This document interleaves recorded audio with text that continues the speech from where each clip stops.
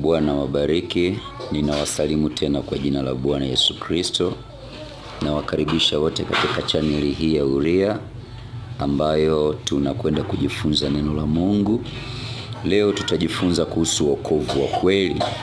Wokovu wa kweli. Na huu ndio wokovu wa kweli kulingana na maandiko matakatifu.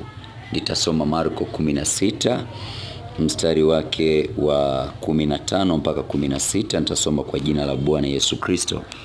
Akawaambia, enendeni ulimwenguni mote mkahubiri Injili kwa kila kiumbe. Aaminie na kubatizwa ataokoka, asiyeamini atahukumiwa. Biblia inasema ya kwamba Injili ni habari njema, ikahubiriwe kwa kila kiumbe. Yule atakayeamini na kubatizwa ataokoka. Na ni kuamini nini? Yesu Kristo anasema katika Yohana 7:37 Yohana 7:37 Biblia inasema, hata siku ya mwisho, siku ile kubwa ya sikukuu, Yesu akasimama akapaza sauti yake akisema, mtu akiona kiu na aje kwangu anywe.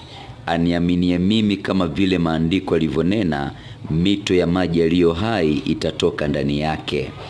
Biblia inaonyesha ya kwamba yule atakayemwamini Yesu Kristo kama jinsi maandiko yanavyomnena katika mstari wa 38, unaona inabidi ili kupata wokovu wa kweli, kwanza ni kumwamini Yesu Kristo kulingana na maandiko yanavyomnena.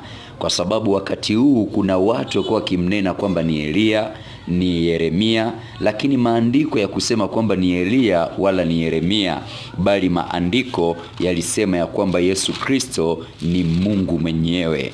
Wapendwa, kwa hiyo hapa tunaona ya kwamba katika video zilizopita tulionyesha Yesu Kristo ni Mungu, na tukaonyesha kwamba Mungu ni mmoja tu, sio kwamba tuna miungu miwili, bali Mungu ni mmoja.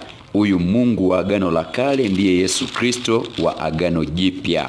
Katika Isaya 45, nitasoma Isaya 45 mstari wake wa 22 mpaka 23. Niangalieni mimi mkaokolewe, enyi ncha zote za dunia, maana mimi ni Mungu, hapana mwingine. Kwa nafsi yangu nimeapa, neno hili limetoka kinywani mwangu katika haki, wala litarudi, ya kwamba mbele zangu kila goti litapigwa na kila ulimi utaapa. Mungu hapa anasema kwa nafsi yangu, ikionyesha Mungu ni mmoja na ana nafsi moja, na jina lake ni Bwana Yesu Kristo.